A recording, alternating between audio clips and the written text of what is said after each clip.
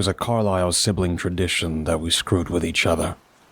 All siblings do it, right? It's practically the status quo to have a love-hate relationship with your brothers and sisters.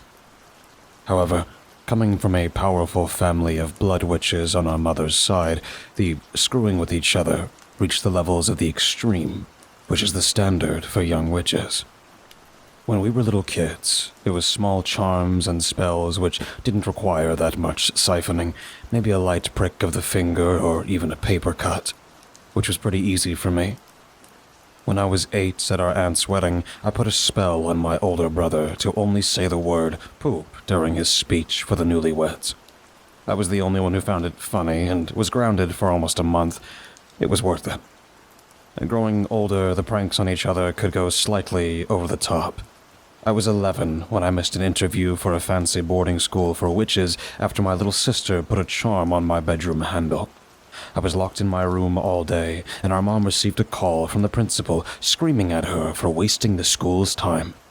When my sister was questioned, she looked guilty and told me she didn't want me to go. When I grilled her further that night, she also commented that it was also because I'd made the offhand joke her boyfriends looked like a dead hedgehog. The amount of petty in my family is almost comical.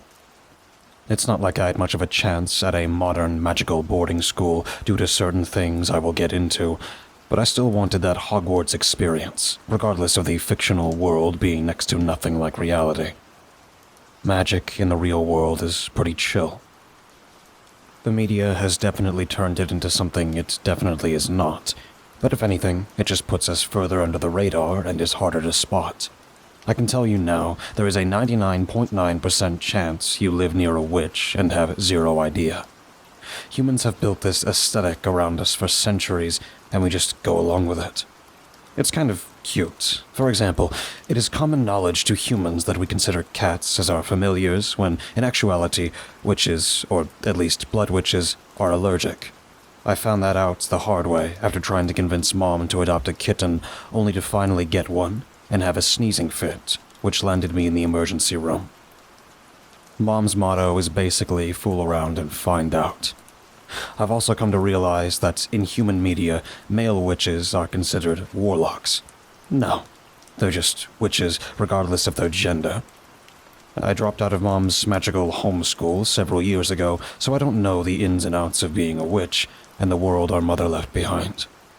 I know basic magic. Just small spells and charms that only required moving my lips slightly or uttering single words and phrases. So like opening locks or charms to find lost things. Sometimes I used animal blood as a substitute, but it doesn't work as well as human blood. Which is annoying. I realized that when the spell I'd put on my brother to seal his lips and keep him from proposing to his girlfriend, that he was 16 years old and dating a girl I was pretty sure only wanted him for his powers, ran out halfway through. I had been very careful and made sure to use a rabbit as a sacrifice, but the spell didn't go as well as I wanted it to. The good news is that my brother's proposal speech was scuffed enough to mess it up, with him muffling half of it. And the bad news is that I was once again grounded for a month. However, I classify that instance as saving my brother instead of screwing him over. 3 weeks after the proposal, the girl admitted her family was using her to get his powers and would have killed him if she didn't stop them. This girl's family really thought that killing Levi would give them his powers. That's kind of funny. Do they really think magic is contagious or can be absorbed? How exactly were they planning on absorbing my brother's power? Despite this teasing and screwing around, my siblings and I shared a special connection. I could badmouth Levi to his face multiple times and then ask him 5 minutes later if he wanted Chipotle. Matilda and I fought all the time over her wearing my clothes, but when she was upset, she would tell me everything like I was her personal therapist. No matter how down or upset I was, I always had them cheering me up in any way they could. Mom said under no circumstances were we to use magic in public. But who doesn't use magic in 2023? I notice it in passers-by sometimes if I'm really looking. It's not hard to spot a witch in public, lips moving curtly to cool down coffee and turn pages of books. I even saw a guy hail a cab with a spell. Like siphoning blood from living things, we can also siphon from ourselves, though it can weaken us. It can depend on a lot of things, like age or the amount of power you have. If you're a fully healthy 20-year-old trying to use a lost and found charm to find your phone and siphon a quarter of a teaspoon for yourself, you're good. If you're a novice witch over 3,000 years old, siphoning partially from yourself for a complicated transmutation spell, you're also good. However, if you're a 22-year-old witch with an extremely rare blood disease, you're going to have a problem. Once again, who can't use magic in 2023? Me. I can't use magic. Oh, the irony. Yes, I come from a royal line of witches, with my mother being an estranged princess who chose her kids over her heritage.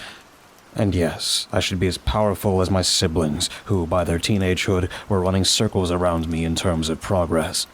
Matilda could successfully boil the blood in someone's veins if she wanted to, and Levi could go leagues further and actually control the blood of a person, allowing him to slip inside their brain. I called it body snatching, though the fancy word our mother used was transference. I can't do transference. I can't boil blood or evaporate it or control it. I can't even siphon my own in fear of a one-way trip to the grave. Unlike my siblings who can use blood whenever they like to cast spells or charms, or even just cut themselves and not face consequences, I cannot. I was cursed from birth with hemophilia, which is a rare blood disease, of course, that stops blood from clotting in your veins and can essentially cause you to bleed to death if you can't control it. So, Levi and Matilda inherited our mother's powers while I was stuck with Dad's hemophilia. A hemophiliac fell in love with a blood witch. I'm not one for astrology or destiny, but I did find it ironic that Mom and Dad fit so well. It's not like hemophilia is a debilitating disease for a human. Most people can live a normal and functioning life with no problems, except maybe a trip to the emergency room every few years for a checkup. For a blood witch, however, I'm a joke at family gatherings. When I was 4, Mom abandoned her family and coven after a fallout with our grandpa, so we've lived a mostly normal human life. Mom did have witch friends, however, who threw parties as I grew up, and at those parties, I would be the punching bag. Your daughter is a hemophiliac blood witch? Mom's friend Jason would regularly come over to hang out with her when we were little, and I would hear him laughing. He didn't even try to hide his amusement. He would be 3 beers down, lounging on our couch with a stupid smile, lazily flicking through the TV channels with his pointer finger. Like the TV remote wasn't 3 inches from him. But it's not like I could blame the idiot. One spell equaled a trip to the emergency room. Or if I could control it, a whole lot of bandages and trauma. As you could probably tell, I failed at pretty much everything magic-related. Because too much blood equaled more power, but closer to death. At 14, I got jealous of my brother and sister perfecting body hopping, which is essentially taking over the blood in a person's body and taking over the consciousness.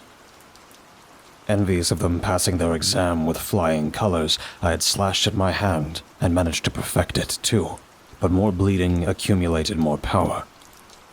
That night ended in both me and my volunteer sitting in the emergency room trying to staunch bleeding I knew wouldn't stop without a shot. I was in the emergency room a lot, from never-ending nosebleeds causing me to faint to grazing my knees and losing half a pint. This wasn't normal in humans, and as the accidents and trips to the hospital piled up, I started to wonder if it was because I was a witch. As I got older, it got worse. I can remember being as young as 7 or 8, coming into my powers and siphoning my own blood to pluck a candy bar from the shelf in a store. I could still do limited magic with a pricked finger at 12, so why did it screw me over in my teenagehood? I mean, royally screwed me over. I couldn't do anything, because one single cut meant no clotting. Mom went to a private doctor whose specialty was either magic-caused disease or human diseases in young witches. He confirmed my suspicions. My powers were debilitating me even more, and my blood wasn't stable. If I continued using magic, I would be dead. The doctor didn't try to sugarcoat it and told me straight. It was either I stepped away from magic altogether and waited to turn 18 and receive a blood transfusion, which might not even work due to the severity of my type, or stubbornly continue using magic and slowly bleed to death. I dropped out of magic homeschool, effective immediately. Mom didn't even try to hide her relief. I knew from childhood that she was reluctant in teaching us magic after leaving her coven behind, but she also had 3 kids slowly manifesting magical abilities, and it's not like she could ignore it. Her classes were always short and to the point on Sunday evenings after dinner.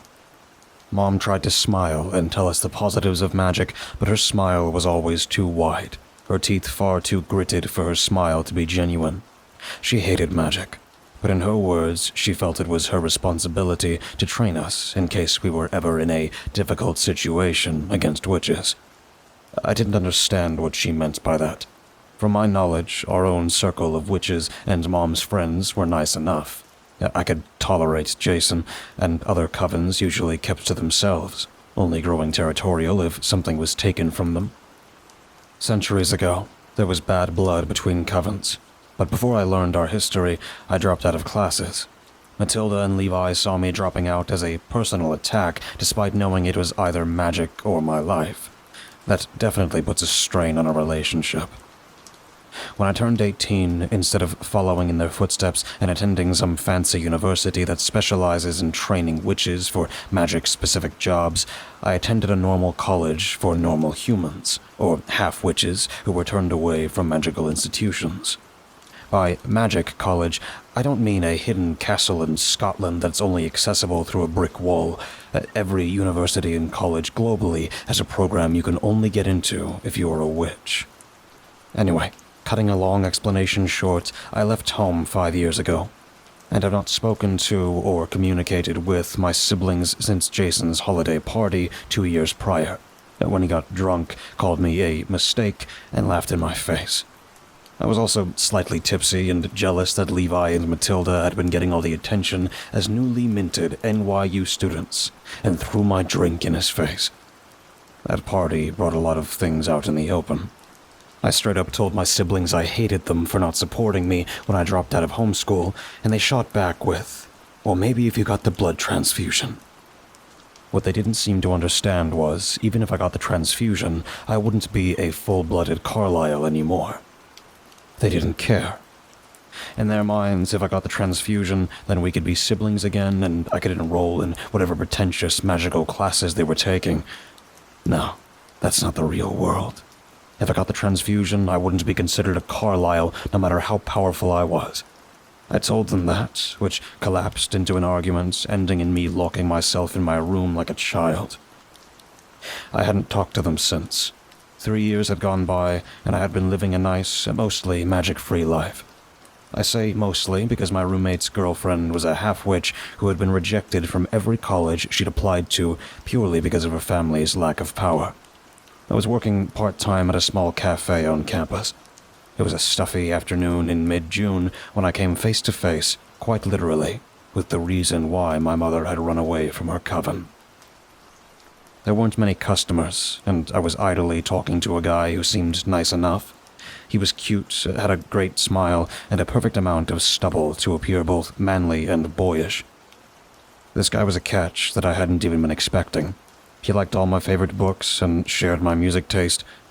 Johnny, I think he was called. He didn't look like Johnny. At first impressions, I thought he was maybe a Sam or Jasper. Definitely from the city. Kind of pretentious, but in an endearing way. The guy was wearing a trench coat, for God's sake.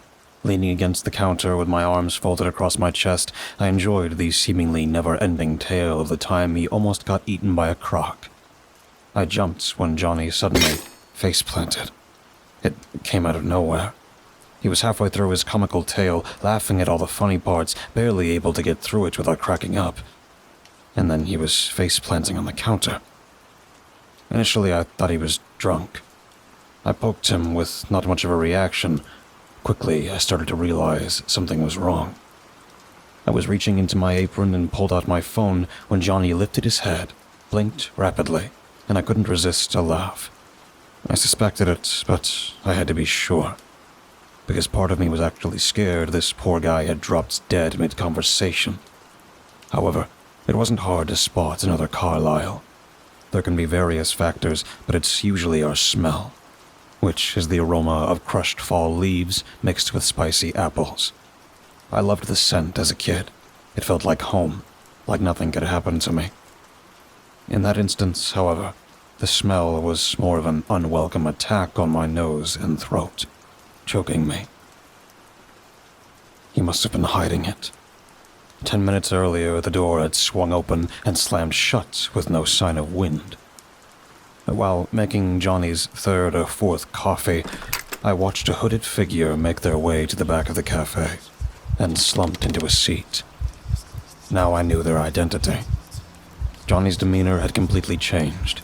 Instead of sitting half-slumped, clearly drunk, he straightened up, running a hand through his hair. I recognized that all-too-familiar glitter around his iris.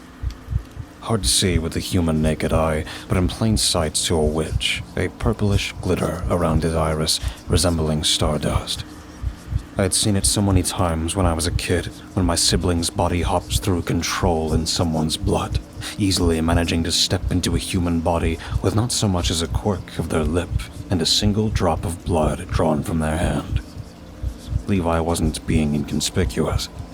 I could see his body, or his soulless shell, still sitting at the back of the cafe. The cuff of his sleeve was stained, revealing red.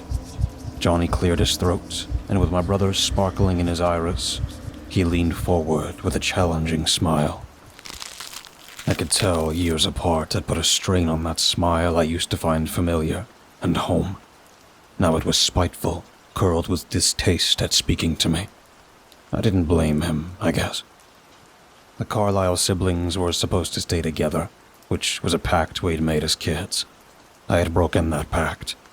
Now I was left with the burden of that choice I had made burning in Johnny's face, carved with my brother's hatred. After giving me the mother of all glares, his gaze flicked behind me. He pointed to the drinks menu. "Could I just have a coffee?" he asked. "On the house, right? Since we're sibs." "Oh, yes, my body-snatching brother." I smiled through my teeth. "It's nice to see you." He chuckled. "Your sarcasm needs work." I ignored him, trying to ignore how powerful my brother had become. Body hopping was his kryptonite as a teenager, with him only being able to remain in control for half a minute. There was a specific tactic to body hopping. Stay calm and collected and keep your volunteer, or in Levi's case, his victim, calm. When he was a kid, Levi used to murmur reassurances to his volunteer where his possessions always had consent. This, however, seemed to be the opposite.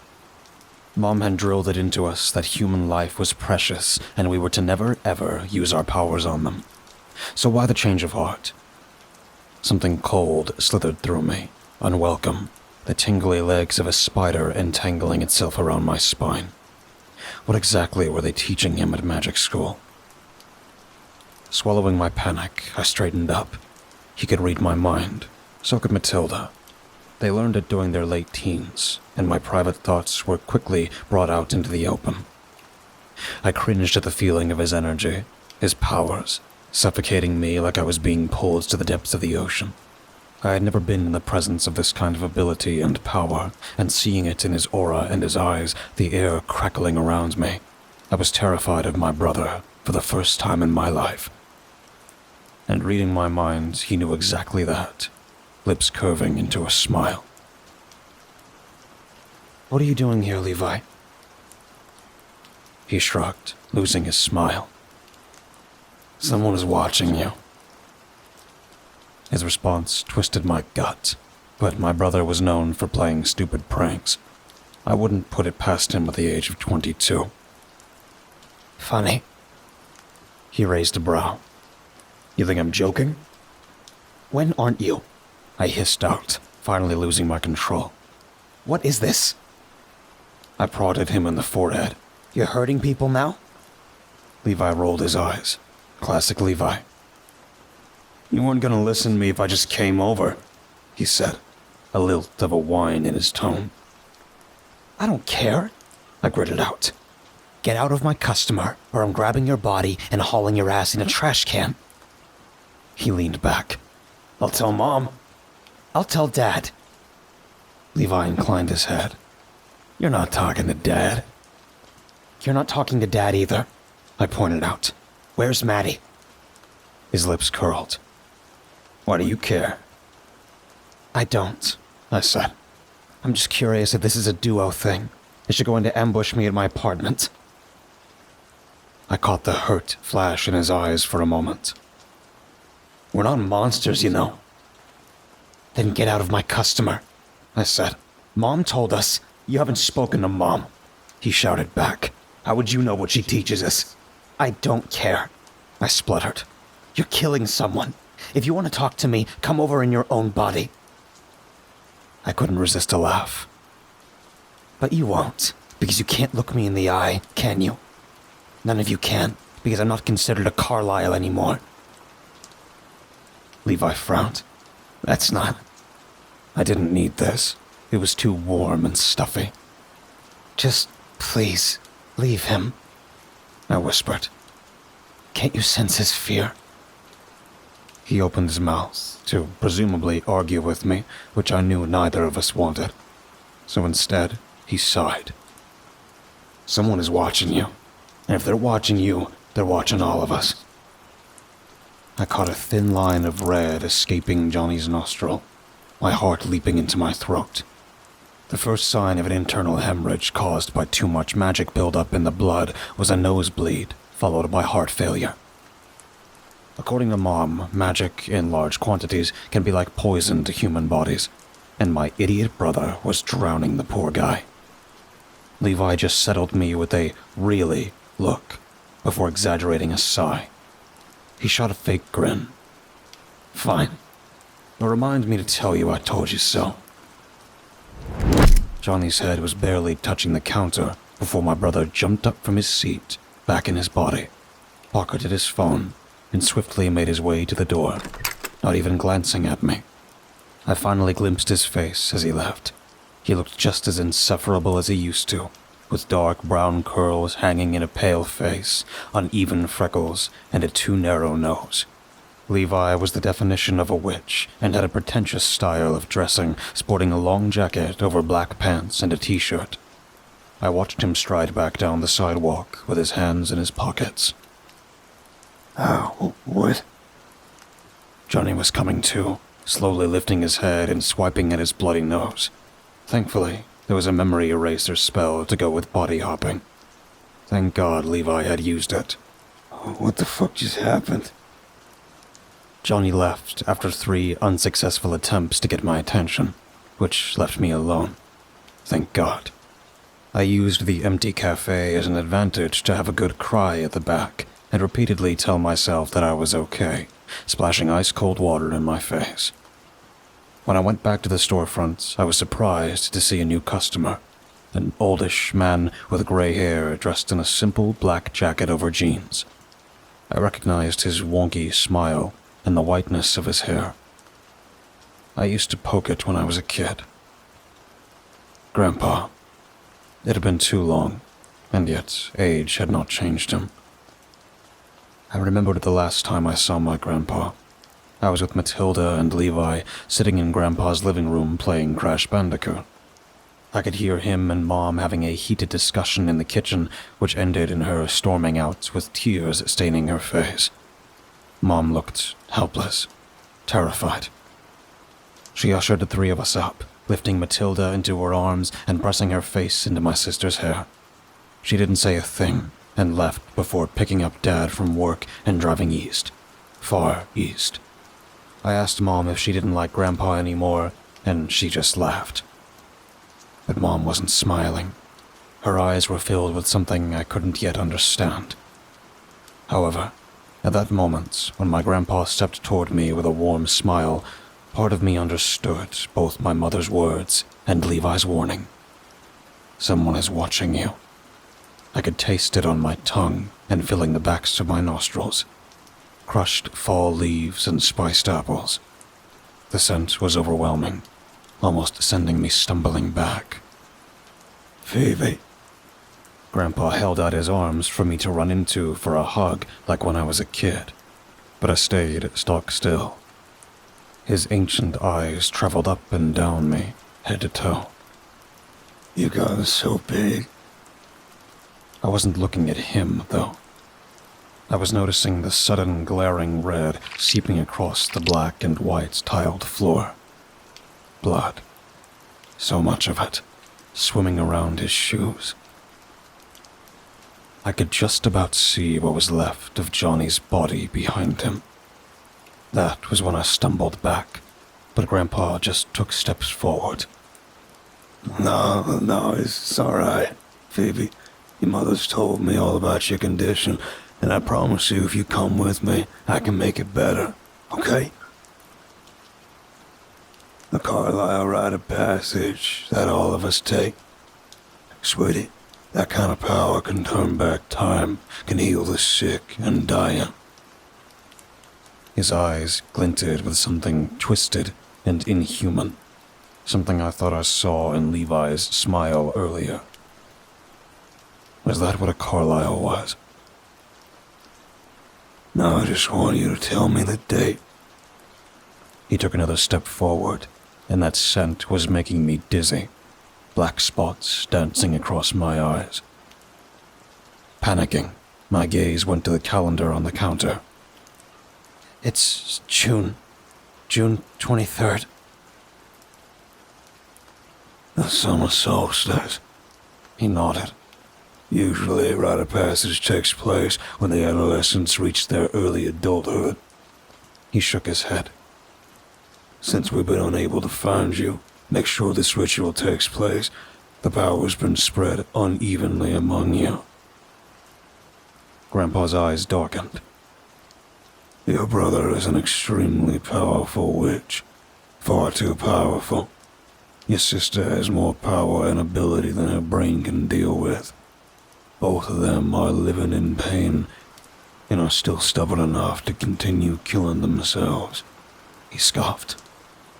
I told your mother 13 years ago that Proelium Vitae must take place to retain order, allowing our family's power to reside inside one sibling and can be passed on to the next Carlisle. He wasn't making sense. At least, I thought he wasn't.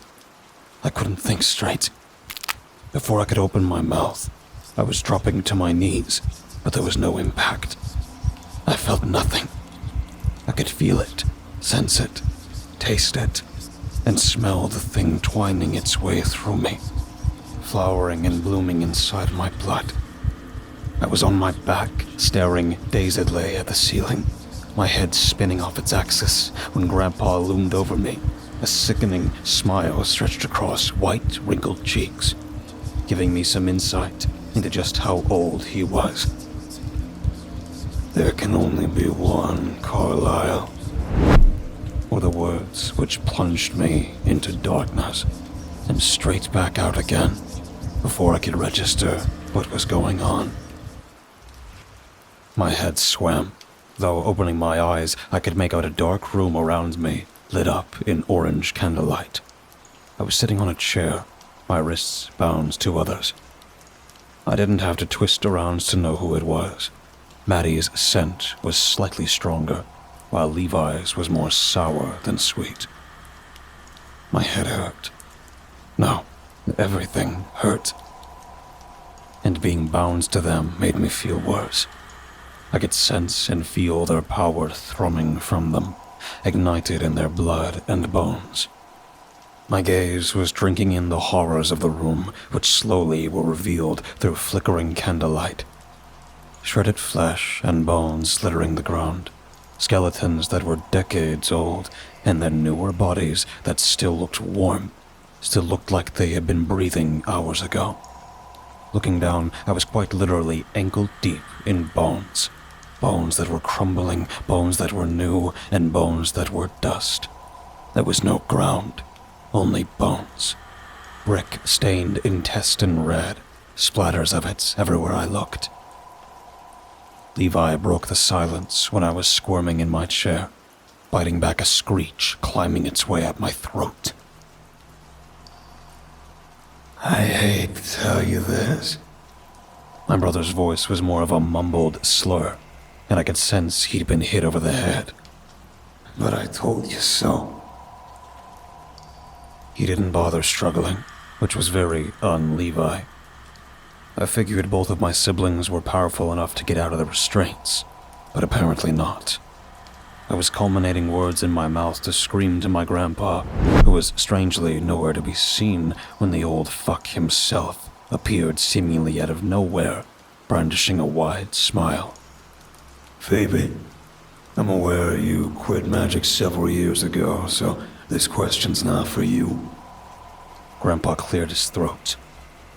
Would the two of you like to answer my question? What question? Because it's charms, Maddie whispered, her voice hoarse. She let out a sob. We can't get out of this because you used charms rope, and if we can struggle, it will climb inside our skin and restrain our organs one by one, squeezing them to dust. Levi finished with a hiss. That's child abuse. You're not children, Grandpa retorted, his tone growing dark. You and your imbecile of a mother are the reason why our powers are faltering, why our women are failing to conceive. He was suddenly in front of me, his face twisted and contorted into a grotesque monster. And why I'm spending my Friday evening taking part in a ritual which should have been done 2 years ago. 2 years ago, you were on the cusp of adulthood, both as witches and humans. 2 years ago, I would have been a lot less angry, Levi, because I did not want it to come to this. Kidnapping my grandchildren and forcing them into their own rite of passage. He scoffed. Every young witch has to go through this, and your mother did not speak a word to you. Dad. Something cold crept down my spine, and I lifted my head. I was suddenly a child again, terrified, and only wanting my mom.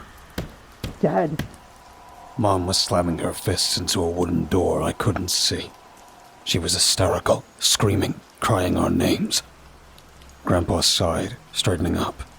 You won't be able to get through the barrier, Marley, he said loudly. What would you rather have, huh? An extremely powerful child, a Carlisle witch born and bred to be in our coven, or 3 dysfunctional brats, one with a disease who cannot even do magic? He sputtered out a laugh. And the only two who are scorching their own brains with knowledge and power, which is uneven, which is not used to being shared between 3 souls, 3 bodies. I felt my restraints come loose suddenly, but I couldn't move.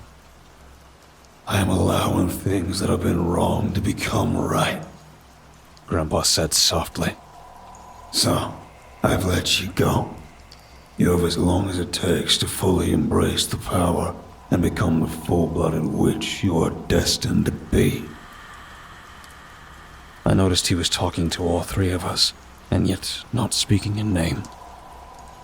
You can use magic, or more, human ways to get what you want. The first sibling to take all the power and kill their other halves wins. Part of me understood what he meant, sort of. He was right in saying we were practically entwined together, sharing thoughts and feelings, while we had that connection as little kids. And as teenagers, and no matter how much I tried to deny it, as adults, too. Wait, Levi let out a shuddery breath. Are you telling us to fucking kill each other? No, Levi. Grandpa chuckled. I felt his skeletal fingers wrapping around my elbow and roughly pulling me to my feet. I stumbled, stamping on the floor of the bodies. I am telling you to rip the power which resides in each of you and take it for yourself. I did it. Your mother, no matter how much she denies it, also spilled blood to become the dominant sibling. I sensed Maddie trying to stumble away, and I was paralyzed. I couldn't move, standing on crushed skulls and entrails dried into the ground. The bang, bang, banging of Mom's fists slamming into wood wasn't enough to snap me out of it. She was screeching, but Mom was just fighting with a barrier. Grandpa stepped back, spreading out his arms. If you refuse, then I will choose myself. I could see the curve of his smile in the smattering of the candlelight. And do you really want to know who my favorite grandchild is? Until that moment, I had never known what Carlisle blood is, why our coven, why our family has lasted for so long. But slowly, as I regained my footing and managed to stumble back, my eyes glued to my sister leaping at my brother with not her magic first, her fists. I realized that our family was not peaceful like Mom tried to preach, because the second my siblings and even I were threatened with the possibility of death and that power, even useless in me, being taken away, something snapped. Carlisles were not a community of magical beings horrified at the idea of hurting a human. No, this is what she tried to take us away from. The animalistic and feral side of a Carlisle. I saw it on Grandpa, and right then, I saw it on my sister. Her lips were curled into a snarl like something had taken over. Her fingers went for the throat, and I caught the pool of red glistening on her palms. Maddie's lips moved in a spell, her lips already spread into a satisfied grin at drawing her brother's blood, her gaze momentarily finding me. I was next. But I didn't think she was expecting Levi to be 50 steps ahead of her already. With no blood drawn, already a pro at siphoning, probably from the blood around us on the ground. My brother threw out his hand, a wave of energy hitting Maddie directly in the chest. Winded, she tried to get up, tried to this time scream out a spell before he was in front of her in 2 strides. Gripping Maddie by her scalp, Levi lifted her in the air and threw her into the wall, which crumbled under her weight. This time, Maddie did get up, and her eyes, oh God, her eyes were not my sister's eyes. Is this what was living inside us? What was lying in wait, waiting for us to become adults where it could blossom full force? It wasn't just in my sister's eyes. When Levi wrapped his fingers around her neck, choking my sister until her face was blue and then purple, it was in him, too. Far too much power for him to deal with or understand. A scorching fire in his brain. But he liked it. He was reveling in it. His lips were stretched wide into a glistening, bloodthirsty grin. As he reached forward and plunged his hand into my sister's chest, I was aware of dropping to my knees when Maddie dropped to the ground, and something scarlet was dripping from his hands, fingers that he squeezed together, crushing my sister's heart, which was a mess of red, a bleeding red, still alive thing in his hands, to dust. Grandpa made a noise of satisfaction behind us, and I found myself eye to eye with my brother, who was already coming towards me, dismissing our dead sister. His eyes were dead, pools of blackness and oblivion spiraling into what must have been what a Carlisle was. He took 1 step, and I remembered how to move.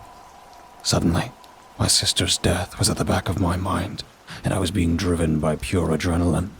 It sent me ducking and grasping the first thing I could get a hold on. A piece of skull. I did not have powers, or I did, but I couldn't use them. That was the thought which was thrumming through me, but something else was waking up inside me, which sent me towards Levi. My hands were not shaking. I was not screaming at him or crying. I was completely calm. Grandpa's words were in my head, promises of a power that could heal me so I could use magic again. As if Mom could read my mind, she cried out my name, but her voice was null to me. At that moment, it didn't exist. Because I was greedy. I'd seen an already powerful person absorb our sister's power, and hungry for mine. Slowly, I dragged the sharp edge of the skull across my palm, the sting of pain only pushing me further toward Levi. He did not hesitate. There was no goodbye, no sorry, no nothing. He was covered in our sister, every part of him stained and defaced. That took me off guard. I was trying to remember the spell to paralyze someone, well aware that my wound was not healing, warm red pooling down my wrist and arm. Before I could mutter a spell, my head was already lurching back in his attempt to snap it. "This isn't fair," Levi said when he pinned me against the same crumbled rock Maddie had lost her heart, lost her power. He put just enough pressure on my throat, finger by finger, blocking my oxygen supply. Levi turned his head towards our grandpa, his lips curling into a smile. "I'm your favorite grandchild, right?" he said, which was enough time for me to mutter a spell to temporarily muddle his thoughts. But when I whispered it, squeezing my eyes shut and siphoning the blood from my wound, nothing happened. It would make sense that after so long of not doing magic, my powers wouldn't work as well. But I didn't think they would be completely gone. Before I could come up with another spell, I caught movement, my brother's fist reaching forward, fingers grazing my shirt and ready to pull out my heart. I tried to shove him back, muttering spells that only made half sense, and nothing happened. I felt his hand go straight through my chest before Levi was dragged back by an invisible force that this time sent him crumbling to the ground, his head hitting solid rock with a meaty smack. When I dropped to the ground, trying to regain my breath, I found myself at his side, shaking him. When he opened his eyes, they were back to normal, frowning at me in confusion. Before his gaze flicked past me, Levi's unfocused eyes widened, his lips mouthing soundless words before my grandpa's boot came down on his head. First knocking him unconscious, but then it kept going and going until my brother's brains were splattered on my hands and stone. I didn't register that Levi was dead until the stinging in my hands faded, my body going boiling hot and then ice cold, the hairs on the back of my neck standing up. I could feel it. Exactly what had reverberated and thrummed from my siblings was now inside me. Grandpa ducked next to me, his icy cold breath tickling my ear. Turning away from my brother's corpse, I found him clutching a small purple vial, which appeared to be occupied. He slips the vial into his jacket after a sharp look at Levi. His lips widened in a toothy grin. "You, Phoebe, are my favorite grandchild." His sputtering laugh sent me recoiling back. "Do you really think that you fought to the death? No, sweetie. We already know which sibling's going to win. They're already chosen by the coven." He grabbed my arm and pulled me to my feet. "Then it is our responsibility to assure things play out the way they should." His words were still whirring in my skull when Mom wrapped her arms around me and screamed into my scalp. That night, half-conscious and struggling under this new power that continued to send me to my knees every time I stood, like a constant weight on my chest, I found myself wondering why Grandpa had that small purple vial in his hands. Last night, not even a month after the ritual, I was sitting on my laptop trying to write what I am writing now, and failing, before something sharp slashed my cheek. I grazed my fingers over the cut, which healed before it could fully bleed. But then it happened again. The other cheek. Then, right across my stomach, a wound deep enough to scare me if I didn't have the ability to heal pretty much straight away. But then it happened again before the flesh of my stomach could stitch itself back together. Across my forehead, my lips, my eyes, my arms and legs, blood pooling and staining my skin. It was so fast, so cruel, merciless. I jumped up, panic twisting my gut. "Mom?" Ever since the ritual, I was staying with Mom. I can't bring myself to go into my siblings' rooms yet.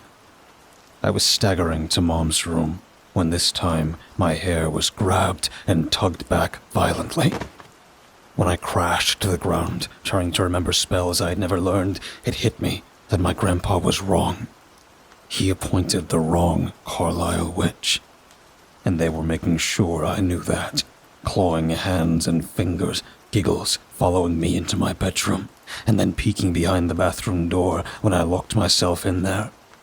When familiar fingers wrapped around my neck, fingers pressing slow and precise pressure, I knew exactly why I had been chosen to stay alive, why my siblings were murdered in cold blood, and why somehow they were so much more powerful as phantoms stinking of crushed fall leaves and spiced apples. I heard Grandpa talking to NYU. I thought it was about their deaths, but Grandpa wasn't referring to Levi and Maddie as deceased. In fact, he was organizing another ritual. This one my mom was going to be a part of.